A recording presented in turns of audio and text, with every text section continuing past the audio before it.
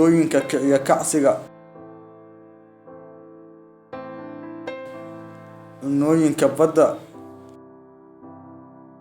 Cuntooyinka badda waxay qani ku yihiin maadooyinka zinc, magnesium, potassium, selenium iyo copper, kuwaas oo shidaal u ah hormoonka testosterone ee kacsha rabitaanka qofka ee galmada. Hormoonkan oo heerkiisa jirka uu yaraado, waxaa yaraanaya u diirsashada galmada.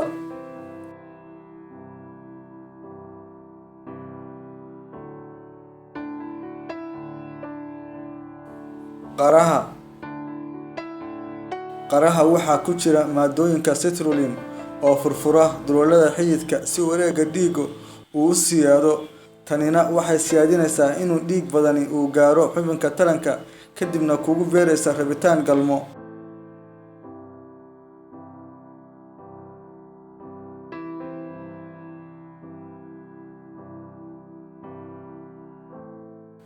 Dhibka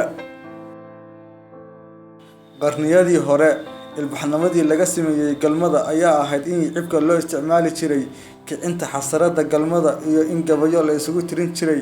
Geedkan ayaa waxaa dhex qooshan vitamin E iyo magnesium.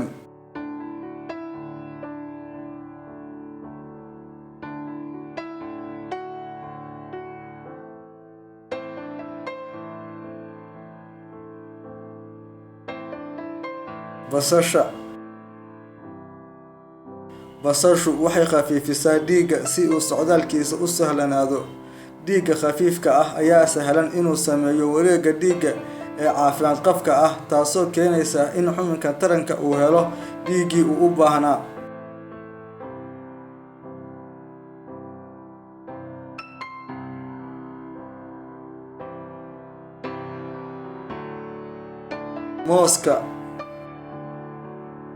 Mooska ayaa waxaa dhex qooshan in badan oo potassium ah, kaasoo fayadhowra wadnaha iyo habsami socodka wareegga dhiigga. Markasta oo wareegga dhiiggu siyaado, fursadda kacsigana way sareysaa.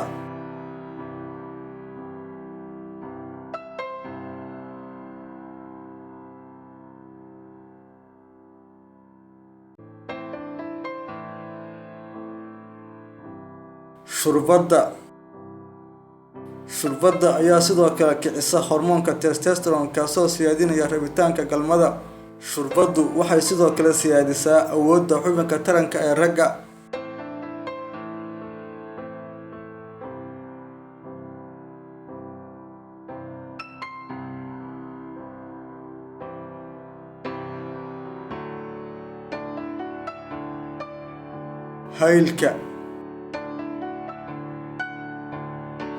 Haylka waxaa loo isticmaalaa kicinta rabitaanka galmada in badan oo ka mid ah wadamada Asia. Haylka ayaa siinaya kariimo badan oo ah inuu wado hawsha in badan.